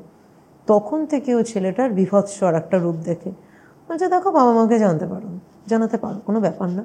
তবে আমাদের ঘনিষ্ঠ মুহূর্তের যে ছবিগুলো ভিডিওগুলো আছে সেগুলো তো আমি ওই যে বিভিন্ন সাইটগুলো আছে, নোট সাইট বা XXXের যে সাইট, সেখানে দিয়ে দিই। এবং ওর হোয়াটসঅ্যাপে তখনও কন্টিনিউ কিছু ফটো আর ভিডিও পাঠাতে থাকে, যেখানে বলছে এটা তো তোমার আমার সম্পর্কের কিছু, তুমি তুলেছিলে জোর করে। তখন বলছে যে হ্যাঁ তুলেছিলাম, কিন্তু আমাকে তো এখানে দেখা যাচ্ছে না। দেখো, পুরোপুরি তোমাকে দেখা যাচ্ছে। ছেলেটি মোবাইল এমনভাবে অ্যাঙ্গেল করে তুলেছিল যেখানে ছেলেটিকে দেখা যাচ্ছে না, টোটালি মেয়েটাকে দেখা যাচ্ছে। বলছে তোমার কাছে দুটো রাস্তা, এক, তুমি নিজের সম্মান বাঁচাতে আমি যেটা বলছি সেটা করো, কেউ জানবে না। দ্বিতীয়, তাহলে আমি এগুলো সোশ্যাল সাইটে এগুলো ভাইরাল করে দেবো। আর এগুলো তো জানো কিভাবে বেচবে, কি করবে বুঝে না। মানে এখানে একটাই কথা বলবো, যতই ডিপ সম্পর্ক হোক, যাই হোক, হোয়াট এভার, মানে নিজেদের এই ঘনিষ্ঠ মুহূর্তে যে ছবিগুলো অনেকেই হয়তো তোলেন, একেবারেই তোলা উচিত না। এক্স্যাক্টলি, ইউ নেভার নো এই মানুষটার সাথে কিছু মাস পর, কিছু বছর পর আমার কেমিস্ট্রিটা কি হবে, বা অসাবধানতাবশত ওই পার্টিকুলার মানুষের ফোন থেকে তো অন্য কেউ দেখে নিতে পারে। এক্স্যাক্টলি, যারা যারা এই জিনিসটা করে তাদের অ্যাকচুয়ালি এই জিনিসটাকে একদম ডিসকারেজ করা উচিত। একেবারে তাই। মেয়েটিকে আমি এটাই বলেছিলাম যে তুমি কেন তুলতে, বলে আমি তুলতে দিইনি দিদি, আমি ওকে মানা করেছি, কিন্তু প্রত্যেকবার কি করতো, আমাকে না জানিয়ে করতো। আমি ওদিকে খেয়াল করতাম না, মোবাইল এমন অ্যাঙ্গেলে রেখে দিত যাতে দিয়েছি বলে আমি জানতাম না, আমাকে কিন্তু ও দেখায়নি।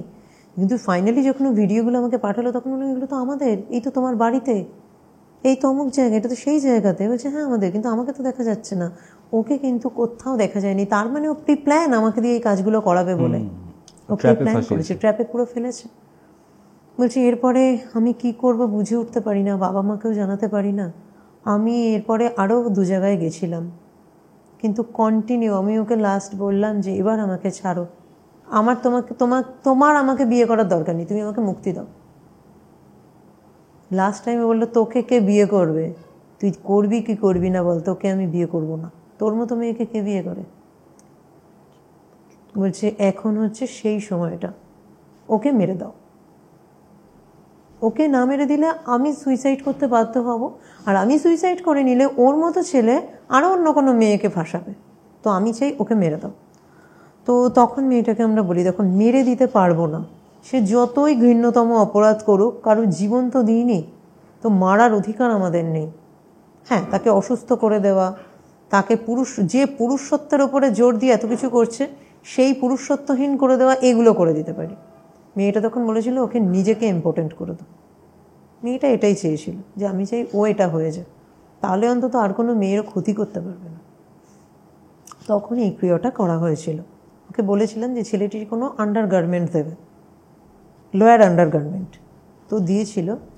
এবং এই যে কাঁচটি হয়, এই কাঁচটাতে লাগে তোমার কাঁকড়া বিছের হুল, কাঁকড়া বিছের হুল রাখে, এবং নর্মাল এখানকার কাঁকড়া বিছে না, বড় বড় কাঁকড়া বিছের হুল, যেটা সম্বলপুরের তোমার রাজখড়িয়ার বলে একটা জায়গা আছে, টিটলাগড় পেরিয়ে যেতে হয়, একদম গ্রামের ভিতরে। রাজখড়িয়ারের মাটি হচ্ছে একদম সিঁদুর রঙের মাটি, একদম লাল মাটি, এবং ওখানে মাটি খুললেই ওখানে যেমন দেখবে আমাদের পিঁপড়ের ডালা থেকে যেরকম পিঁপড়ে বেরোয় না, ওখানে কাঁকড়া বিছে বেরোয়। ঠিক আছে, ওই কাঁকড়া বিছে আমরা জোগাড় করেছিলাম, ওখানে আমাদের চ্যানেল আছে, ওই কাঁকড়া বিছে জোগাড় করেছিলাম। এই কাঁকড়া বিছের হুল লাগে এই কাজে। তো কাঁকড়া বিছের হুল এবং ওর লোয়ার আন্ডারগার্মেন্ট, তো লোয়ার আন্ডারগার্মেন্টের মধ্যে কাঁকড়া বিছের হুলটা রাখা হয়, এবং একটা আটার দলা তৈরি করা হয়, আটার লেচি, এবং আটা গোল করা হয়। ওই আটার গলাটা এক জায়গায় ফুঁকো করে ওর মধ্যে কাপড় দিয়ে পেঁচানো, এবং এই কাপড়টা লোয়ার আন্ডারগার্মেন্ট তো অনেকটা বড়, এখানে কিন্তু পেনিস পোর্শনটাই নেওয়া হয়, বিকজ আমি ইম্পর্টেন্ট করছি। ঠিক আছে, ওই পোর্শনটা কেটে নেওয়া হয় এবং কাঁকড়া বিছের হুলটা মাঝখানে রেখে ওটাকে মুড়িয়ে পুরো আটার লেচির মধ্যে ঢুকিয়ে দিয়ে মুখটাকে আটকে দেওয়া হয়। এবং এই ক্ষেত্রেও পেন্টাগ্রাম বানানো হয়, আমাদের প্রত্যেক কাজেই পেন্টাগ্রাম লাগে। ইন প্রসেস আমরা যাবো না, যদি বাড়িতে কেউ ট্রাই করতে চায় যাতে না স্পেল তো বলবো না, কেউ ট্রাই করতে পারবে না, এখানে পুতুল খেলার মতো হবে, এখানে ট্রাই করে কিচ্ছু হবে না, কারণ মেন স্পেল সব থেকে ইম্পর্টেন্ট, মন্ত্র ছাড়া কিচ্ছু হয় না, স্পেল কখনোই বলা পসিবল না, কেউ এটা ট্রাই করা ঠিক না, ঠিক আছে। আর লেচির মধ্যে ওই গোল আটার দলাটার মধ্যে দিয়ে মুখটা বন্ধ করে দেওয়া হয় এবং এখানে যে পেন্টাগ্রাম বানানো হয় সেই কবরের মাটি দিয়ে পেন্টাগ্রাম বানানো হয় এবং তারপরে মোরগ স্যাক্রিফাইস তো আমাদের লাগেই, মোরগ কেটে তার যে রক্ত এবং এই পেন্টাগ্রামের মাটির ওপর দিয়ে রক্ত দিয়েও কিন্তু পেন্টাগ্রাম বানানো হয় ওই মাটির ওপর দিয়ে। তারপরে এই আটার লেচিটা রাখা হয়, ঠিক আছে, এবং আটার লেচির মধ্যে 69 বা 96 পেরেক পোতা হয় এবং এই পেরেকগুলোর কিন্তু পোতার আগে পেরেক বা আলপিন, তার উপরেও একটা রিচুয়াল হয়। সেটা কীরকম, 1 গ্লাস মদ রাখা হবে, ঠিক আছে, এবং স্যাক্রিফাইসের ব্লাড রাখা হবে একটা কাটোরাতে, একটা করে বাহাতে একটা করে পেরেক নেওয়া হবে বা আলপিন নেওয়া হবে, ওই মদের চোবানো হবে, তারপরে ওই ব্লাড নিয়ে ব্লাডটা পেরেকে মাখানো হবে এবং স্পেল বলতে বলতে ওই আটার লেচির মধ্যে ওই 69 বা 96 পেরেক পুরো ফোটানো হবে, মানে পুরো একটা কাঁটার বলের মতো ওটা আকার নেবে, ঠিক আছে। এবং এই সময়তে ডান হাতে একটা ঘুঙুর, নাচের যে ঘুঙরু হয় না, ঘুঙরু বেঁধে নেওয়া হয় এবং স্পেল বলতে বলতে অ্যান্টি ক্লকওয়াইজ এই ডান হাতটা পুরো ঘোরানো হয়, মুঠো করে ডান হাতটা ঘোরানো হয় এবং এই পিন নিচ্ছি, পিনটা মদের মধ্যে ডোবাচ্ছি, ব্লাড নিচ্ছি, মাখাচ্ছি, পিন ফোটাচ্ছি, স্পেল বলছি এবং এটা কিন্তু কাজ হচ্ছে একসাথে, ঠিক আছে। সাথে আরও একটা কাজ করতে হয়, এই হাতটা ঘোরালাম, পিন ফোটালাম, এইবারে কি ওই ডান হাত দিয়ে ডান হাতে আর একটা মদের গ্লাস থাকবে, এক চুমুক করে যে কাজটা করছে তাকে এক চুমুক দিতে হবে, ঠিক আছে, এবং কুলুকুচু করার মতো করে থুক করে ওই আটার দলার মধ্যে ফেলতে হবে। খুব বেশি গ্রাফিক ব্যাপারটা।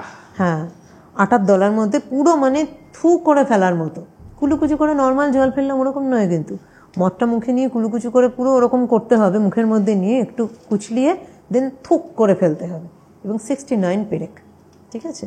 তারপর ফাইনালি আর একটা মোরগ স্যাক্রিফাইস দিতে হবে, স্যাক্রিফাইস দেওয়ার পরে সেই রক্তটা পুরো আটার ওই দলাটার উপরে ফেলতে হবে, ফেলার পরে ওই মোরগের পেটটা চিরতে হবে, পেট চিরে ওই আটার দলাটা ওর মধ্যে ঢুকিয়ে দিতে হবে, মোরগের পেটে ঢুকিয়ে একটা কালো কাপড় দিয়ে ভালো করে বেঁধে কোনো গাছে ঝুলি ওটাকে বেঁধে দিতে হবে। ঠিক পরের দিন রাত 12টার পরে ওইটাকে পাড়তে হবে, পেড়ে নিয়ে ওখান থেকে যে ওই আটার লেচিটা বার করা হলো, আমরা কিন্তু জানি যে কোন জায়গাটায়, আমরা বুঝতে পারি যে এই জায়গার এই পোর্শনটায় ওই কাঁকড়া বিছের হুলটা ঢোকানো হয়েছিল, কাঁকড়া বিছের হুলটা বের করে নিয়ে এই হুলটা এবার মেয়েটাকে দেওয়া হয়েছিল। মেয়েটা কি করবে, মেয়েটাকে বলা হয়েছিল যে আমরা তোমার একটা জিনিস দেব, সেই জিনিসটা ছেলেটি যেখানে বাথরুম করবে, ইউরিনেট করবে, সেইখানে তুমি রেখে দেবে, পারবে? বললো হ্যাঁ পারবো, কারণ এখনও আমার সাথেও জোড়াজুড়ি করে যাচ্ছে পুরোপুরি, এখনও আমি ডিটাচ ওইভাবে হইনি, এখনও আমি যদি কথা বলতে চাই ওকে আমি পারবো এটা করতে, অ্যাক্টিং করব, পারবো এটার জন্য। তো মেয়েটি ওর বাড়িতে গিয়ে এই জিনিসটা, ও জানতো যে রিলেশন ওদের একটা হয় এবং তারপরেই ছেলেটির অভ্যেস বাথরুম যাওয়া, আগে থেকে গিয়ে ওই জায়গাতে জিনিসটা রেখে দিয়েছিল এবং ছেলেটি বাথরুম করে ওখানে। মেয়েটি তারপর চলে আসে। 3 দিন বাদে ছেলেটার ওই প্রাইভেট পার্টে একটা ফুসকুড়ি টাইপের হয়, নর্মাল প্রথমে মানুষ যেটা করে কি কেয়ার করে না, ইগনোর করে, ও সেটা করেছিল। আরও 2 দিন বাদে চুলকোয় ওখানে, তো চুলকায় নখ দিয়ে, এরপরেই ওটা পুরো লাল হয়ে ওখান থেকে ব্লিড হয়ে যায়, এটা ব্লিড হয়ে গেল, ঠিক আছে, একটু মেডিসিন লাগিয়ে নিল, কিন্তু এরপরে ওই জায়গাতে ফুসকুড়িটা বড় আকার নিয়ে পুরো পেকে যায়। হ্যাঁ, পেকে গিয়ে মানে ওই জায়গাটা পুরো ফুলে গিয়ে ওখানে পুজ জমে, ব্লাড জমে একদম বিচ্ছিরি হয়ে যায় এবং এখানে ডক্টর শেষে 10 দিনের মাথায় বলে দেয় তুমি ভেলোর চলে যাও, চেন্নাই চলে যাও।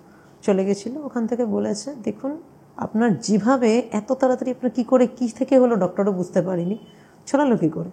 বললো আমি জানি না, আমি বুঝতে পারছি না, এরকম এরকম হয়েছে। বলে যেটাই হয়েছে আপনার কোনো দিনও যে একটা পুরুষের যে স্ট্যান্ড হয় একটা ক্ষমতা, আপনার কোনো দিন এটা কিন্তু আর হবে না, আপনি মহিলা সঙ্গ আর করতে পারবেন না।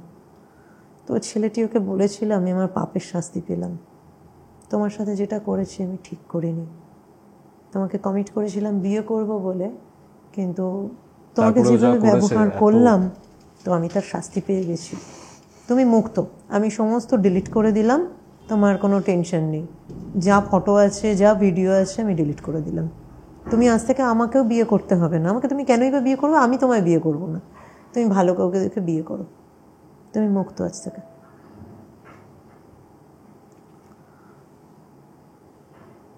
কিছু কিছু ঘটনা থাকে সেগুলো শোনার পর না আর মানে বলার মতো কিছু থাকে কিছু না। ভাষা থাকে না, ছেলেটাও ডেফিনেটলি খুব বাজে রকমের একটা কাজ করেছে, একদম। কিন্তু সেটার জন্য তার সাথে যেটা হলো বা যে গ্রাফিকভাবে জিনিসটা আমি শুনলাম বা জানলাম সেটাও খুবই ডিস্টার্বিং। ঠিক আছে, ডিস্টার্বিং, কিন্তু তুমি ভেবে দেখো মেয়েটার সাথে কি হচ্ছিল। একটা মেয়ে, সাধারণ একটা মেয়ে যে বিয়ে করবে বলে একজনকে বিশ্বাস করে তার হাত ধরেছিল, সে তাকে পুরো প্রস্টিটিউট, এবং শেষ পর্যন্ত ছেলেটা বলেছে তোকে কে বিয়ে করবে। তোমাদের এই যে উইচের যে জগৎটা রয়েছে, উইচক্রাফটের যে জগৎটা রয়েছে, সেখানে আমি দেখেছি অনেক ক্ষেত্রেই গ্রুপে অনেকে অনেক কাজ করে থাকেন। আমি যদি খুব ভুল না করি এই জিনিসটাকে কোভেন উইচক্রাফট বলে। এই কোভেন উইচক্রাফটের ব্যাপারটা কি? কোভেন উইচক্রাফটে হচ্ছে একসাথে অনেক উইচ একসাথে কাজ করে, ঠিক আছে। এখানে এরকমও হতে পারে, এখানে দুজন হয়তো উইচ মাদার থাকবেন বা একজন উইচ মাদার থাকবেন, এবং বাকি যারা থাকবে তারা কিন্তু বেবি উইচ থাকবে। মানে সবসময় এখানে একজন বা দুজন কিন্তু লিডার থাকেন, ঠিক আছে। যারা কি করবে, যাদের লিডিংয়ে বাকিরা কাজ করবে, বা যারা কি যে দুজন কি করবেন বা একজন কি করবেন সকলকে শেখাবেন, ঠিক আছে। এখানে বিভিন্ন রকমের কোভেনে কি হয়, বিভিন্ন রকম কাজ হতে পারে, সেটা স্যাটানিকও হতে পারে, উইকনও হতে পারে, ঠিক আছে।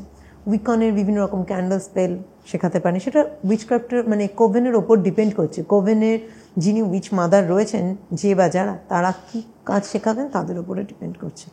স্যাটানিকে তুমি জানোই অনেক রকম, যেমন যে কোনো উইচক্রাফট, তুমি স্যাটানিক বলো, লুসিফারিয়ান বলো, বা উইকন যারা করে তাদেরই বলো, কোভেন সবারই হতে পারে। আচ্ছা, ঠিক আছে, সেক্ষেত্রে শব্দটার কাজের অর্থ কি? কোভেন বলতে বোঝায় গ্রুপ অফ উইচেস।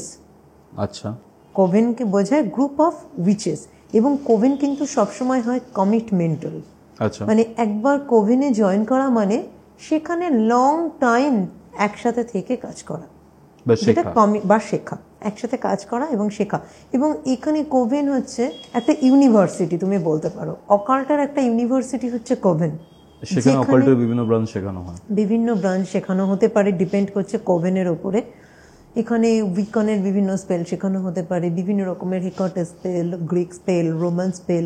স্পেলেরও কিন্তু একটা ইম্পর্টেন্ট জিনিস বলবো, এখন দেখো ক্যান্ডেল স্পেলটা ভীষণ কমন, তুমি সোশ্যাল সাইট খুললেই দেখবে ক্যান্ডেল জ্বালিয়ে ক্যান্ডেল স্পেল, বাট স্পেলের অ্যাকচুয়াল মানে কি, মন্ত্রা। এবং স্পেল কাস্টিং, কাস্টিং মানে কি, স্প্রেড করা, মন্ত্রর ভাইব্রেশনকে স্প্রেড করে সেই স্পেসিফিক কাজের জন্য, কোনো স্পেসিফিক কাজের জন্য মন্ত্রের ভাইব্রেশন দ্বারা আমি একটা রিচুয়াল করছি। সেটা রিলেশনশিপে হতে পারে, সেটা হেলথে হতে পারে, সেটা মানি ম্যাটারে হতে পারে। এবং এই স্পেলও কিন্তু বিভিন্ন রকমের হয়, ক্যান্ডেল দিয়ে স্পেল হয় যেটা ভীষণ কমন, ফেদার দিয়ে স্পেল হয়, হোয়াইট পাখির ফেদার পালক দিয়ে, একদম, আচ্ছা। ঝাউ পাতা দিয়ে স্পেল হয়, শুনেছো? ঝাউ পাতাটা জানতাম। ঝাউ পাতা দিয়ে স্পেল হয়, টার্মারিক দিয়ে স্পেল হয়, হলুদ, হলুদ দিয়ে স্পেল হয়, সর্ষে দিয়ে স্পেল হয়। এই স্পেলগুলো কি কাজ করে, মানে কিসের জন্য? বিভিন্ন রকম কাজে আছে। ধরো সর্ষে দিয়ে যে স্পেলটা নেগেটিভ এনার্জি রিমুভিং এর কাজ হয়, রিলেশনশিপের কাজের জন্য স্পেল, ফিদার স্পেল ইউজ হয়, যেখানে পায়রাকে আমরা কি জানি, প্রেমের প্রতীক, যেখানে প্রিজনের ফিদার কাজে লাগায় হয়, এবং আরও বিভিন্ন ইনগ্রেডিয়েন্টস আছে, ঠিক আছে। তো এখানে বিভিন্ন রকমের স্পেল, ক্লথের ওপরে স্পেল হয়, কাপড়ের উপরে, আতরের উপরে স্পেল হয়, আতরের উপর স্পেল, আতরের উপরে রিলেশনশিপের স্পেল। ধরো আতর হচ্ছে ভিনাস এনার্জি, শুক্র, আতরের মধ্যে পুরোপুরি শুক্রের এনার্জি থাকে, এবং রিলেশনশিপের জন্য আতরকে কিন্তু খুব বড় একটা মাধ্যম, রিলেশনশিপ ভালো করার জন্য আতর ইউজ করা, শুক্রকে স্ট্রং করার জন্য কিন্তু আতরের ভীষণ রকমভাবে কিন্তু আমরা ক্লায়েন্টকে ব্যবহার করতে বলি।